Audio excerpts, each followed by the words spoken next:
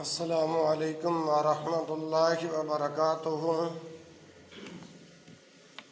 الحمد للہ نحمدہ ونستعینہ ونستغفرہ ونعوذ باللہ من شرور انفسنا ومن سیئات اعمالنا، من يهده الله فلا مضل له ومن يضلل فلا هادي له، وأشهد أن لا إله إلا الله وحده لا شريك له، وأشهد أن محمدًا عبده ورسوله.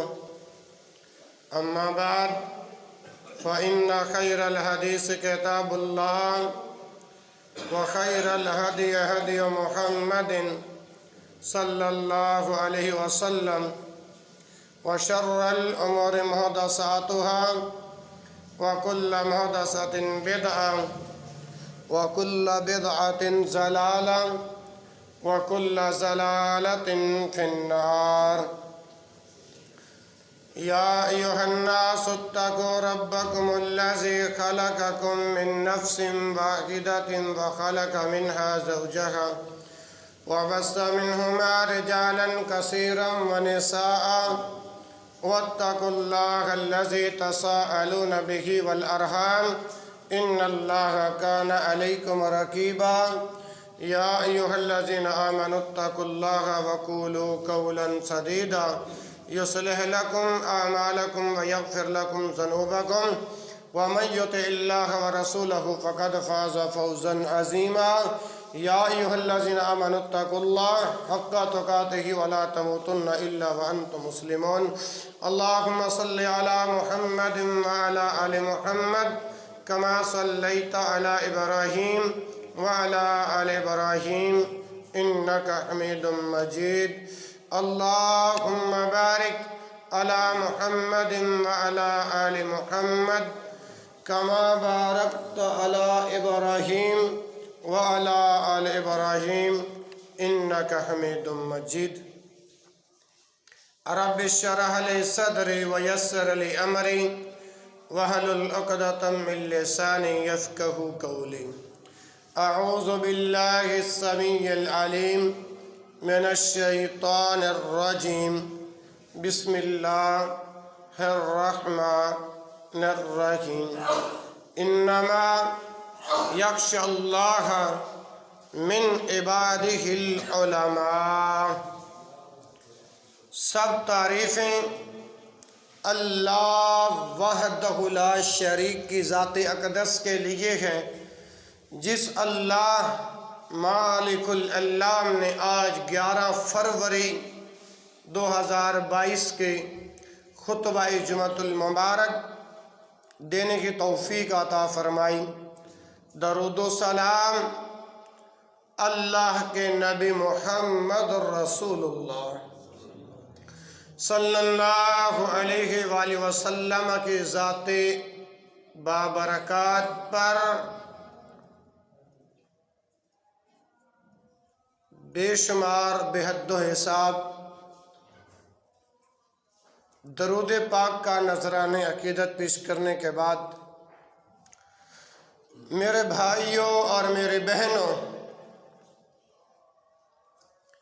12:55 हो चुके हैं और 1:30 बजे जमात खड़ी करनी है। अब ये वक़्त है खुतबे का। अल्लाहु अकबर कबीरा। अल्लाह हमारे हाल पे रहम फरमाए।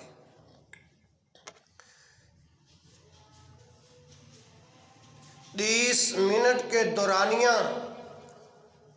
आप खुद को पता है कि क्या कुछ बयान किया जा सकता है और क्या कुछ सुनाया जा सकता है।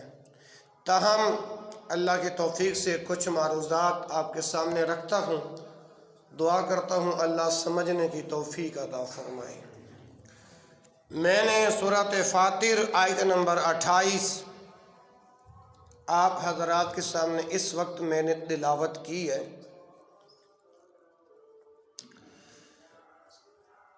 जिसका माना और मफ़हूम अपने वक़्त पर अर्ज़ किया जाएगा। हज़रत अनस रज़ी अल्लाह ताला अन्हो से हदीस मरवी है और ये हदीस सही बुखारी के अंदर मौजूद है। 7063 नंबर है। 7063 रावी अनस बिन मालिक रज़ी अल्लाह ताला अन्हो। फरमान अल्लाह के पैगंबर मोहम्मद रसूलुल्लाह सल्लल्लाहु अलैहि वसल्लम का है। अल्लाह के रसूल क्या फरमाते हैं? इन्न मिन अशरातिस साअह अन युरफ़अल इल्म व यसबुतल जहल। फरमाया क़यामत से पहले ये अयाम भी आएंगे। इन्न मिन अशरातिस साअह, क़यामत से पहले ये घड़ियाँ भी आएंगी। इन्न मिन अशरातिस साअह, क़यामत से पहले ये वक़्त भी आएगा। कौन सा वक़्त? अन युरफ़अल इल्म, कि इल्म को उठा लिया जाएगा। इल्म को दूसरे मानों में ये समझो कि इल्म वालों की बेकदरी की जाएगी। अन युरफ़अल इल्म का तीसरा माना अल्लाह ताला उलमा को उठा लेगा।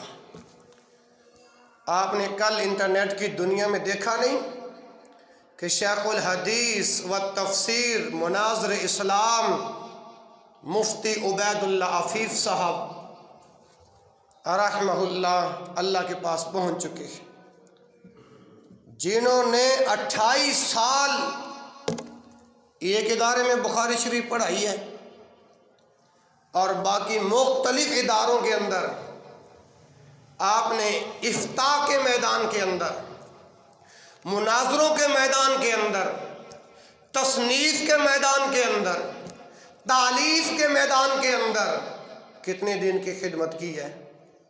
और कल उनका जनाजा इंटरनेट पे दिखाया जा रहा था। मैं कहता हूँ खादिम रिजवी के जनाजे के बाद अगर जिसने बड़ा जनाजा देखना है वो मुफ्ती उबैदुल्लाह अफ़ीफ़ का देख ले। ये वो लोग मिस्दाक हैं जिनके बारे के अंदर पैगंबर कायनात ने इरशाद फरमाया अन युरफ़अल इल्म, कि इल्म को उठा लिया जाएगा। علم کو اٹھا لیا جائے گا، ان یرفع العلم و یثبت الجہل، چار سو جہالت پھیل جائے گی، ہر طرف سے جہالت ہی جہالت نظر آئے گی۔ یہ فرمان کس کا ہے؟ نبی رحمت حضرت محمد صلی اللہ علیہ وآلہ وسلم کا ہے۔ دعا فرماؤ اللہ تعالی مفتی صاحب کی دین والی خدمات اللہ اپنی بارگاہ میں قبول فرمائے۔ اللہ رب العالمین ہمیں بھی یہ زندگی کے جو چند ایام باقی ہیں نا، ان ایام کے اندر دین کی خدمت کر کے اپنے اللہ کو راضی کرنے کی توفیق عطا فرمائے۔ جب یہ مفتی صاحب دین کا کام کر رہے تھے نا، لوگ بھی ان کے اوپر انگلیاں اٹھاتے تھے، مفتی صاحب نے کسی کی انگلی اٹھنے کی پرواہ نہیں کی اور آنکھ میں آنکھ ڈال کر بات کی ہے اور دین کا پیغام ڈنکے کی چوٹ کے ساتھ پہنچایا ہے۔ جو دین کے لیے مر مٹ جاتے ہیں اللہ تعالیٰ پھر ان کو مقام بھی بہت بلند عطا فرما دیتا ہے۔ تو قرآن کہتا ہے انما یخشی اللہ من عبادہ العلماء، جو سورۃ فاطر آیت نمبر 28 آپ کے سامنے پڑھی ہے کہ اللہ تعالیٰ سے ڈرنے والے کون لوگ ہیں؟ وہ علماء ہیں۔ کیا ہیں؟ علماء ہیں۔ اور پیغمبر فرماتے ہیں ان یرفع العلم، علم کو اٹھا لیا جائے گا، ویثبت الجہل، ہر طرف جہالت ہی جہالت نظر آئے گی۔ اسی طرح کی ایک اور حدیث سماعت فرمائیے۔ اب تک 5 منٹوں کے اندر ایک آیت پڑھی ہے، ایک حدیث پڑھی ہے۔ اب آگے آؤ، اس آدھے گھنٹے کے اندر حدیث نمبر 2 پیش کرنے لگا ہوں۔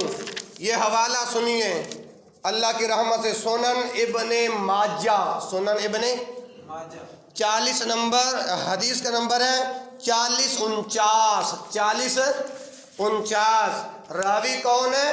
حذیفہ بن یمان رضی اللہ تعالی عنہ راوی ہیں، بیان کرتے ہیں اللہ کے پیغمبر محمد الرسول اللہ صلی اللہ علیہ وآلہ وسلم نے ارشاد فرمایا یدرس الاسلام، توجہ، آدھے گھنٹے کے اندر ہیکیں تو لگائی نہیں جا سکتی، آدھے گھنٹے میں شعر تو پڑھے نہیں جا سکتے، تو لہٰذا اردو زبان کے اندر آج کا مختصر خطبہ سنو۔ 35 منٹوں کے اندر ایک آیت پیش کر چکا ہوں، ایک حدیث پیش کر چکا ہوں۔ اب ان 35 منٹوں کے اندر اب دوسری حدیث جو میں نے صحیح ابن ماجہ سے جس کا نمبر آپ کو بتا چکا ہوں وہ 4049 ہے۔ پیغمبر کائنات فرماتے ہیں یدرس الاسلام، اسلام اس طرح پرانا ہو جائے گا، اسلام اس طرح پرانا ہو جائے گا۔ یہ فرمان کس کا ہے؟ نبی رحمت کا ہے۔ کس کا ہے؟ نبی رحمت۔ بولو، جس کو شک ہو وہ تو نہ بولے نا، جس کو یہ شک ہے کہ یہ پیغمبر کا فرمان ہے وہ بولے۔ یہ فرمان کس کا ہے؟ نبی پاک صلی اللہ علیہ وسلم۔ نبی پاک صلی اللہ علیہ وسلم نے ارشاد فرمایا یدرس الاسلام، اسلام پرانا ہو جائے گا۔ کیسے پرانا ہوگا؟ کما یدرس وشی الثوب، اس طرح پرانا ہو جائے گا جیسے کپڑے کے اوپر یہ نقش و نگار بسیدہ ہو جاتے ہیں، جیسے کپڑے کے اوپر انسان نقش و نگار نکالتا ہے، کپڑوں کے زیادہ استعمال کرنے کی وجہ سے یا تو وہ کپڑے پھٹ جاتے ہیں یا وہ کپڑے بسیدہ ہو جاتے ہیں۔ فرمایا کہ اسلام اس طرح پرانا ہو جائے گا۔ اسلام نہیں سمجھ آ رہی، اسلام اس طرح پرانا ہو جائے گا۔ یدرس الاسلام کما ید رسو وشی الثوب، جس طرح یہ کپڑا پرانا ہو جاتا ہے۔ حتیٰ کہ اللہ کے نبی فرماتے ہیں صلی اللہ علیہ وسلم ایسا وقت بھی آئے گا حتی لا یدرا، حدیث کے لفظ کیا ہے؟ حتی لا یدرا ما صیام ولا صدقۃ ولا نسک ولا صدقۃ ولا نسک ولا یسرع علی کتاب اللہ عز وجل فی لیلۃ۔ اللہ کے نبی محمد رسول اللہ صلی اللہ علیہ وسلم ارشاد فرماتے ہیں کہ جب یہ حالت ہوگی کہ اسلام اس قدر پرانا ہو جائے گا، حتی لا یدرا، پھر کسی کو یہ بھی پتہ نہیں ہوگا ما صیام، کہ روزے کیا ہیں، کسی کو یہ بھی نہیں پتہ ہوگا کہ روزے کیا ہیں، ولا صلاۃ، کسی کو یہ بھی نہیں پتہ ہوگا کہ نماز کیا ہوتی ہے، ولا نسک، کسی کو یہ بھی نہیں پتہ ہوگا کہ یہ قربانی کیا ہوتی ہے، ولا صدقۃ، کسی کو یہ بھی نہیں پتہ ہوگا کہ یہ صدقہ کیا چیز ہوتی ہے، حتی لا یدرا، کسی کو بھی یہ پتہ نماز کیا ہے، روزہ کیا ہے، زکوٰۃ کیا ہے، صدقات کیا ہیں، قربانی کیا ہے، کسی کو بھی نہیں پتہ ہوگا۔ یہ اللہ کے پیغمبر محمد عربی صلی اللہ علیہ وسلم کا فرمان۔ 35 منٹوں کے اندر جو دوسری حدیث بیان کر رہا ہوں اس کو غور سے سنو۔ تیسری بات، اللہ کے نبی محمد رسول اللہ صلی اللہ علیہ وسلم ارشاد فرماتے ہیں وَلَا يُسْرَ عَلَىٰ كِتَابِ اللَّهِ عَزَّ وَجَلَّ فِي لَيْلَةٍ، ایک ہی رات میں اللہ کی کتاب، اللہ کا قرآن غائب ہو جائے گا۔ اللہ کا قرآن بولو غائب ہو جائے گا۔ اللہ اکبر۔ جب یہ حالت ہوگی، اللہ کے نبی محمد رسول اللہ صلی اللہ علیہ وسلم ارشاد فرماتے ہیں فَلَا يَبْقَ فِي الْأَرْضِ مِنْهُ آیَةٌ، حتیٰ کہ جب اللہ کی کتاب غائب ہوگی تو اللہ کی زمین پر ایک حرف بھی باقی نہیں بچے گا، ایک حرف بھی باقی نہیں بچے گا۔ آگے فرمایا وَتُبْقَى، جو باقی بچیں گے، طوائف من الناس، لوگوں کے چند گروہ ہوں گے، لوگوں کے چند گروہ ہوں گے، من الناس الشیخ الکبیر، جس کے اندر بوڑھے مرد ہوں گے۔ کیا ہوں گے؟ شیخ الکبیر، بوڑھے مرد ہوں گے، والعجوز، اور بوڑھی عورتیں ہوں گی، یقولون، اور وہ بوڑھے مرد اور بوڑھی عورتیں کہیں گی، یقولون، کہیں گے ادرکنا آباءنا علی ہذہ الکلمہ لا الہ الا اللہ فنحن نقولها۔ اب یہ بوڑھے مرد اور بوڑھی عورتیں جو بچیں گی، یہ کہیں گے ہم نے اپنے باپ دادا کو ایک ہی کلمے پر پایا ہے، وہ کلمہ کیا؟ لا الہ الا اللہ۔ حتیٰ کہ نہ نماز کا پتہ، نہ روزے کا، نہ صدقہ و خیرات، قربانی، حتیٰ لا یدرا، کسی چیز کا بھی پتہ نہیں ہوگا۔ اللہ کی کتاب ایک ہی رات کے اندر غائب ہو جائے گی، حتیٰ کہ رب کی زمین پر رب کے قرآن کا ایک حرف بھی باقی نہیں بچے گا۔ اگر رب کی زمین پر بچیں گے تو بوڑھے مرد اور بوڑھی عورتیں بچیں گی، اور جب یہ لوگ بچیں گے ان کو کسی چیز کا پتہ نہیں ہوگا۔ یہ کہیں گے ہم نے اپنے باپ دادا کو ایک ہی کلمے پر پایا، لا الہ الا اللہ۔ اگر وہ لا الہ الا اللہ کہتے تھے فَنَحْنُ نَقُولُهَا، ہم بھی لا الہ الا اللہ کہتے ہیں اور ہمیں کچھ پتہ نہیں۔ 35 منٹوں کے اندر حدیث نمبر 2 بیان کر چکا ہوں اللہ کی توفیق سے، جس کا نمبر ابن ماجہ کھولو 4049۔ 35 منٹوں کے اندر اب یہ جو 2 حدیثیں آپ کے سامنے میں نے بیان کی ہیں، اب ان کا خلاصہ کیا ہے؟ ذرا غور سے سماعت فرماتے جائیں۔ اگر آج ہم مسلمانوں کے حالات پر غور کریں تو یہ بات روز روشن کی طرح عیاں ہوتی ہے کہ اکثر لوگ دنیاوی امور کو تو سب سے زیادہ بہتر جانتے ہیں۔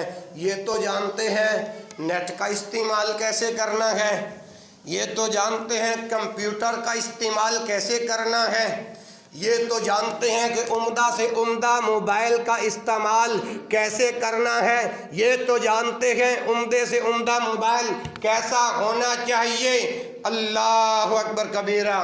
میرے بھائیوں، فیشن کی دنیا میں کیا چل رہا ہے، سامان خرد و نوش اشیاء کی کیا قیمتیں ہیں۔ میرے بھائیوں، ہم یہ تو جانتے ہیں کہ سیاست ہماری کیسی چمک رہی ہے، ہم یہ تو جانتے ہیں سیاست ہماری کیسی چل رہی ہے، ہم یہ تو جانتے ہیں کہ عالمی حالات کیسے ہیں، ہم یہ تو جانتے ہیں کہ ملکی حالات میں اس وقت کیا ہو رہا ہے، مگر اللہ الصمد کے کیا معنی؟ ہمیں تو دین اسلام سے اس قدر کوسوں دور، ہمیں یہ نہیں پتا کہ سجدہ سہو کیسے کرنا ہے، ہمیں یہ نہیں پتا کہ نماز کیسے پڑھنی ہے، ہمیں یہ نہیں پتا کہ ہم پر غسل فرض ہو جائے ہم نے وہ غسل کیسے کرنا ہے، ہمیں طلاق کے مسائل کا نہیں پتا، ہمیں نکاح کے مسائل کا نہیں پتا، ہمیں خرید و فروخت کے مسائل کا نہیں پتا، ہمیں عبادات کے احکام و مسائل کا نہیں پتا۔ ہم ان باتوں سے تو لابلد ہیں، ہم ان باتوں سے تو ناواقف ہیں، لیکن یہ دنیاوی جو امور ہیں ان معاملے کے اندر ہمارا سکہ کیسے چلتا ہے، ان کے متعلق ہم انفارمیشن کیسے رکھتے ہیں۔ اللہ اکبر۔ اللہ انسان دین سے اتنا دور کیوں چلا گیا؟ یہ تو جاہل عوام کی بات کر رہا تھا، اور دوسری طرف بزعم خود علامہ، مفتی اور نہ جانے کتنے کتنے اپنے آپ کو القاب دینے والے، القاب سے نوازنے والے لوگ بھی علم سے کافی کوسوں دور ہوتے ہیں۔ اور میرے بھائیوں، ان لوگوں نے دین جس نے پڑھا ہی نہیں، سیکھا ہی نہیں، بزعم خود علامہ اور مفتی بن کر لوگوں کو گمراہ کر رکھے ہیں۔ کیا کر رکھے ہیں بھائیوں؟ گمراہ کر رکھے ہیں۔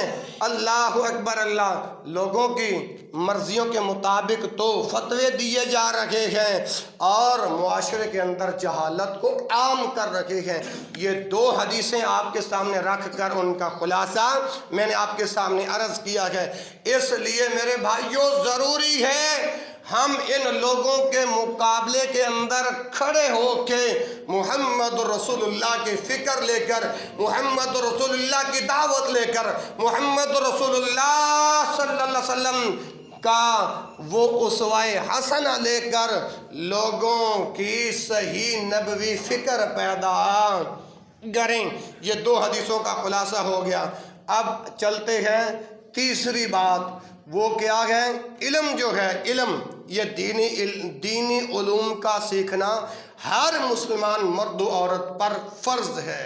علم معرفت ہے۔ اگر آپ کے پاس علم ہوگا تو رب تعالیٰ کی پہچان ہوگی، اگر آپ کے پاس علم ہوگا تو رب کی آپ عبادت کر سکیں گے۔ جس کے پاس علم ہی نہیں اس کو عبادت کے طریقوں کا کیا پتہ، اور جس کے پاس علم ہی نہیں اس کو رب کی معرفت کا کیا پتہ۔ ذرا غور سے سنتے جائیں کہ دینی تعلیم کی افادیت اس سے بڑھ کر اور کیا ہو سکتی ہے۔ اس علم کے ساتھ، اس علم کے ذریعے اللہ تعالیٰ کی معرفت حاصل ہوتی ہے، اللہ تعالیٰ کی پہچان حاصل ہوتی ہے۔ ہم اس وقت اللہ تعالیٰ کے بارے میں علم حاصل کر ہی نہیں سکتے۔ میرے لفظوں پہ غور کرنا، میں کیا کہہ رہا ہوں۔ ہم اس وقت اللہ تعالیٰ کے بارے کے اندر علم حاصل کر ہی نہیں سکتے جب تک ہمارے پاس دینی علم نہ سیکھ لیں، دینی علم ہمارے پاس نہ آ جائے، دینی علوم ہم حاصل نہ کر لیں۔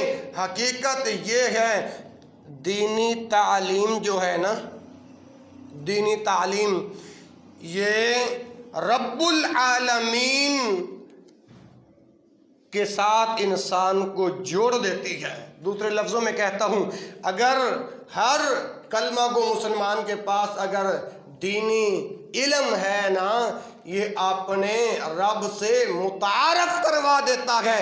دینی تعلیم ہی سے انسان اپنے رب کی پہچان کر سکتا ہے، بلکہ یہ علم اللہ تعالیٰ کی پہچان بھی کراتا ہے اور رب کے قریب بھی کر دیتا ہے، رب کے قریب بھی کر دیتا ہے یہ علم۔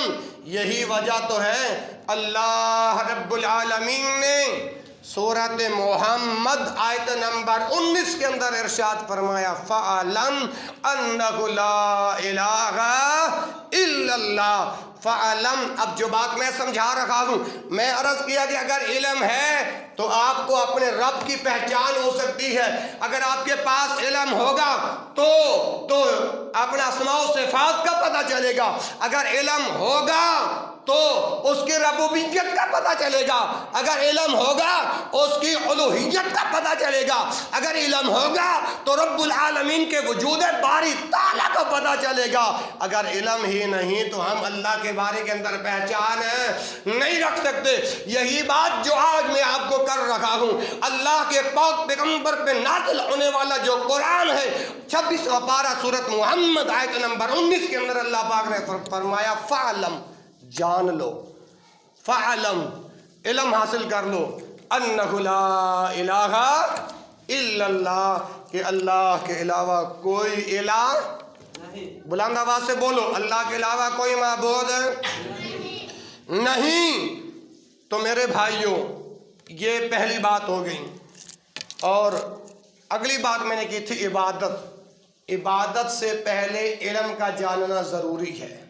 عبادت کرنے سے پہلے علم کا جاننا، بولو، کیسے ضروری ہے؟ اب میں سمجھاتا ہوں۔ انسانوں اور جنوں کو اللہ تعالیٰ نے کس مقصد کے لیے پیدا کیے؟ دلیل، وَمَا خَلَقْتُ الْجِنَّ وَالْإِنسَ إِلَّا لِيَعْبُدُونَ، یہ ہے دلیل۔ اب رب کے قرآن نے بتا دیا کہ اگرچہ جنوں اور انسانوں کی مقصد، ان کی آمد کا مقصد رب العالمین کی بندگی ہے، رب العالمین کی، مگر یہ اللہ کی بندگی اللہ کے دیے ہوئے علم کے مطابق ہی کرنی چاہیے۔ میں عرض کیا ہے، جنوں اور انسانوں کا مقصد اگرچہ اللہ کی بندگی ہے، اللہ کی بندگی کرنے کے لیے، اللہ کی عبادت کرنے کے لیے اللہ کا دیا ہوا علم کا ہونا ضروری ہے۔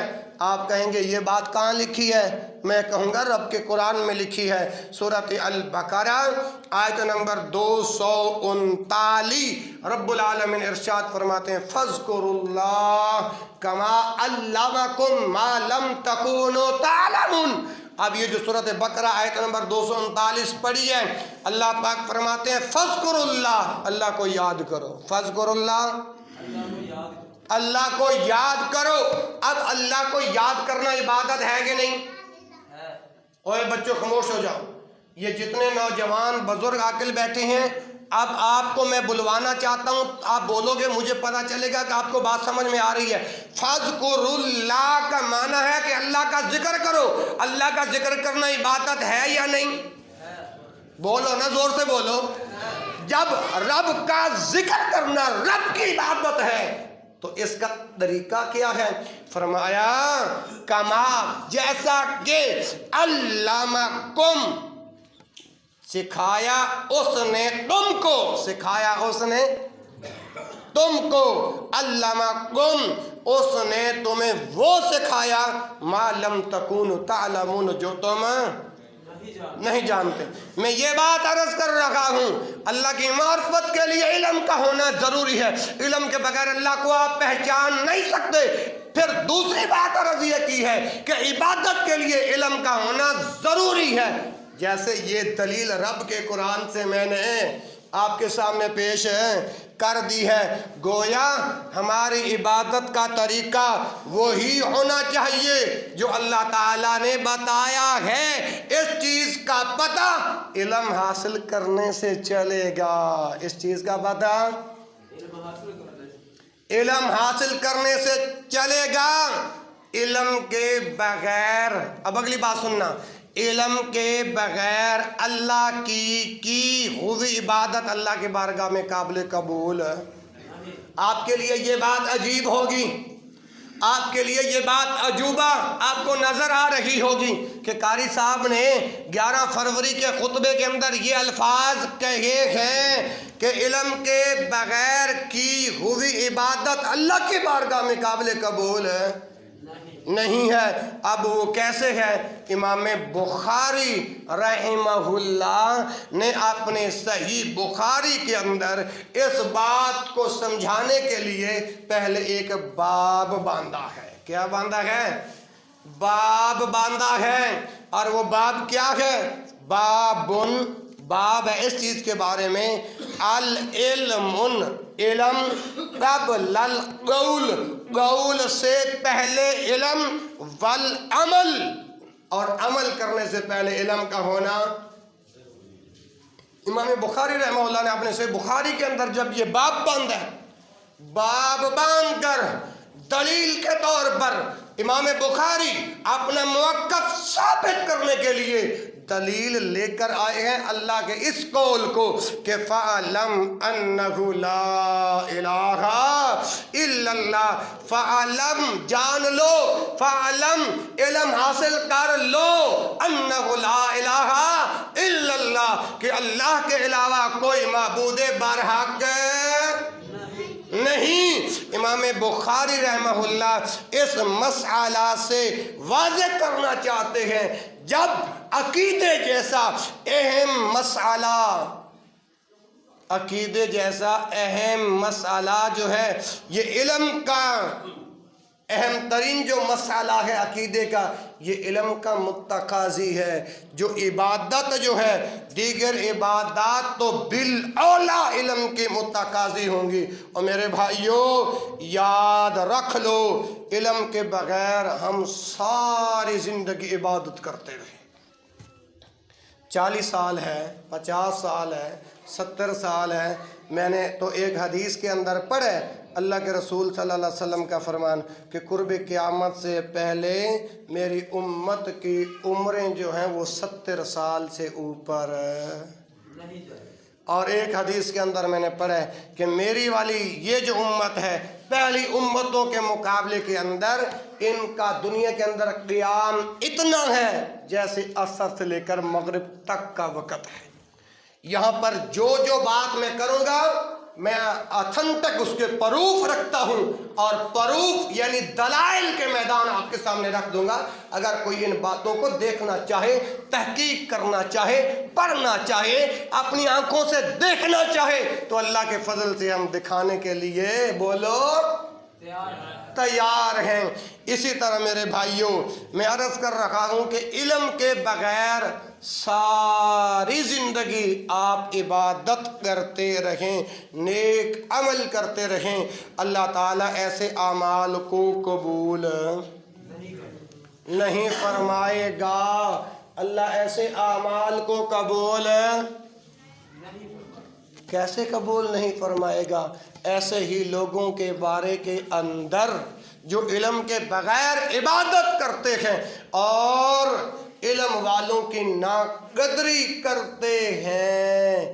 اللہ اکبر اللہ، انہی لوگوں کے بارے کے اندر عرش والے پروردگار نے جو اپنا قرآن محمد رسول اللہ کے سینے پہ اتارا، متنبع کرتے ہوئے 29واں پارہ سورۃ ملک، سورۃ آیت نمبر 10 انہی لوگوں کا ذکر فرمایا۔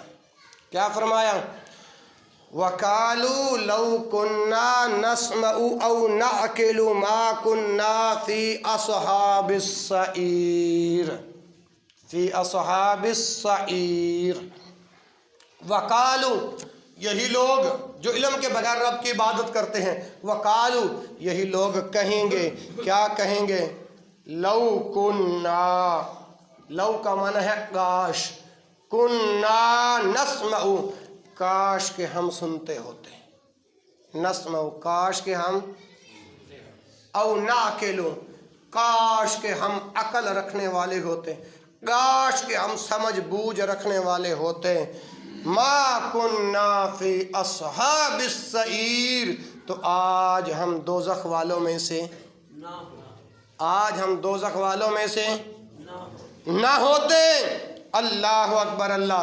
तो इस बात को भी साबित कर दिया अल्लाह की तौफीक से कि इबादत, अल्लाह की इबादत करने से पहले इल्म का होना ज़रूरी है। अच्छा, आखिरी बात, 5 मिनट बाकी हैं, और आखिरी बात आपसे, गारी रमज़ान खाकवानी महवे कलाम है तो आपको मुखातिब करके बात कर रहा है। आपने से जो बड़े होते हैं उनको सीगाए वाहिद के साथ पुकारा जाता है या जमा के सीगे के साथ? अदब का लिहाजा तो यही है, वहाँ पर जमा के सीगे इस्तेमाल किए जाते हैं। जैसे जो आपसे एज के अंदर बड़े हों, आपका बाबा है, दादा है, परदादा, फलां फलां फलां, तो अगर उसको उर्दू ज़ुबान में, उर्दू लैंग्वेज के अंदर अगर आप उनको बुलाएंगे तो बाबा जी या तो आप नाम लेंगे, या अंकल जी आप नाम लेंगे, या कहेंगे आपने ही तो ये कहा था, आपने ही तो ये कहा था। तो ये अल्फाज हैं अदब वाले, ये अल्फाज हैं। अगर पंजाबी के अंदर किसी को कहना है तो फिर मैं तो आनू के आनिसी, ये हैं जमा के सीगे, तो आनू के आनिसी, तो आनू दसया निसी। अगर किसी को, अगर एज के अंदर इंसान बड़ा है, इंसान है बड़ा है, तो इंसान उसके लिए लफ्ज़ इस्तेमाल करे तू, तो ये अदब से बताएं, आप मुझे समझदार लोग नजर आ रहे हैं, बड़े आदमी के लिए तू का लफ्ज़ इस्तेमाल किया जाए, बताओ ये अदब इस बात की इजाज़त देता है? तू का लफ्ज़ इस्तेमाल करने से बंदा कबीरा गुनाहों का मुर्तकिब तो नहीं होता, ताहम ये अदब का दायरा होता है। अब जो बात मैं आपको समझाना चाहता हूँ, आप अगर आप ये बात नहीं समझे, एक और ज़ाविया, एक और कानून, अल्लाह के लिए कौन सा लफ्ज़ इस्तेमाल करोगे? अगर ये बात समझ में नहीं आई तो तीसरी बात कुरान के नुक्ता नज़र से आपके पेश कर देता हूँ कि अहले इल्म जो हैं, जिनको अल्लाह ने इल्म अता किया है, जिनको अल्लाह ने, बोलो क्या किया है, इल्म अता किया है, अल्लाह जिनके साथ भलाई का इरादा रखता है, अल्लाह उन्हें दीन की समझ अता फरमा देता है। या यूँ समझिए, वकज़ालिका यज्तबीका रब्बुका, जिस पे मेरा रब राज़ी होता है उसको अपने घर में आने की तौफीक दे देता है, जिस पर मेरा रब राज़ी होता है उसको उलमा का अदब व एहतराम करने का सलीका, तौर तरीका, मेथड अल्लाह पाक अता फरमा देते हैं।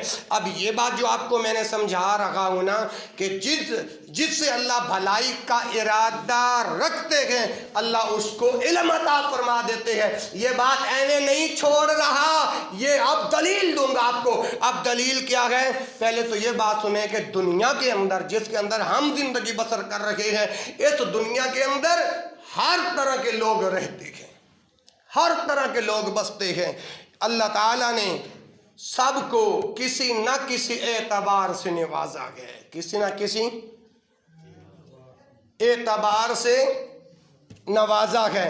मगर अल्लाह ताला की जो हकीकी नवाजिश है, अल्लाह ताला की जो हकीकी भलाई है, उस शख्स के लिए है जिसे अल्लाह ताला इल्म अता फरमाता है, उस इल्म के रास्ते पर लगा देता है, उस इल्म के रास्ते पर। अब जो बात आपको मैं बयान करने लगा हूँ ना, ये सहीह अल बुखारी हदीस का नंबर 71। अब ये जो खुतबा आपको आज अर्ज़ कर रहा हूँ ना, ये पहले ان کے دلائل منتخب کیے ہیں، کتاب و سنت کی روشنی سے ان کا چناؤ کیا ہے، پھر اس کی کمپوزنگ کروا کے آج آپ کے سامنے خطبہ عرض کر رکھا ہوں۔ اور وہ کیا ہے؟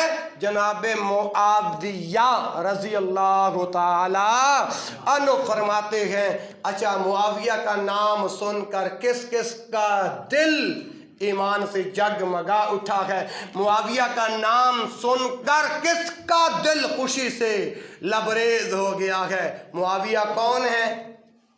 جانتے ہو معاویہ کے بارے میں؟ عظیم صحابی کاتب وحی، اللہ وقت لے کے آئے گا میں بتاؤں گا کہ معاویہ کون، تاریخ کی روشنی میں، حدیث کی روشنی کے اندر۔ جناب معاویہ رضی اللہ تعالی عنہ ارشاد فرماتے ہیں، اللہ کے رسول صلی اللہ علیہ وسلم نے ارشاد فرمایا، من یرید اللہ بہ خیرا یفقہہ فی الدین، صحیح بخاری اور حدیث نمبر 771۔ من یرید اللہ، توجہ میری طرف، من یرید اللہ، جس سے اللہ بھلائی کا ارادہ کرتا ہے، من یرید اللہ خیرا، جس سے اللہ خیر کا ارادہ کرتا ہے، یفقہہ فی الدین، اس کو دین کی سمجھ عطا فرما دیتا ہے۔ کیا فرماتا ہے؟ جب دین کی سمجھ، میری طرف دیکھو، جب میرا اللہ اس بندے کو دین کی سمجھ عطا فرماتا ہے، وہ پھر علماء کی عزت بھی کرتا ہے، علماء کی رسپیکٹ بھی کرتا ہے۔ کون؟ جس کو اللہ دین کے رستے پر لگا دیتا ہے۔ اچھا، اس حدیث کے اندر ایک الفاظ جو شروع کے اندر جناب محمد رسول اللہ صلی اللہ علیہ وسلم نے بیان فرمائے، من یرید اللہ، جس سے اللہ بھلائی کا ارادہ کرتا ہے۔ اس کا کیا معنی ہے کہ اللہ بھلائی سے کیسے ارادہ کرتا ہے؟ اس معنی، ان لفظوں کا مطلب کیا ہے؟ وَمَن يُرِدِ اللَّهُ بِهِ، جس شخص کے ساتھ اللہ بھلائی کا ارادہ کرتا ہے۔ کیسے ارادہ کرتا ہے؟ اس سے مراد قرآن و حدیث کی فہم و فراست ہے، دین کے احکام و مسائل ہیں۔ جب دین کا علم ہوگا تو پھر حلال حرام کی بھی پہچان ہوگی، جب دین کا علم ہوگا تو عالم کی بھی عزت کا پتہ چلے گا، جب دین کا علم ہوگا تو جاہل کی عزت کا بھی پتہ چلے گا۔ یہی مضمون چلتا رہے گا۔ اللہ تبارک و تعالیٰ سے دعا ہے اس 35 منٹوں کے اندر جو کچھ میں نے عرض کیا ہے، اللہ ہمیں دینی علوم کے ساتھ شغف رکھنے کی بھی توفیق عطا فرمائے، اور اپنے علماء کا ادب و احترام بھی اللہ کرنے کی توفیق عطا فرمائے۔ سبحانک اللہم و بحمدک، اشہد ان لا الہ الا انت، استغفرک و اتوب الیک، وآخر دعوانا الحمد للہ رب العالمین۔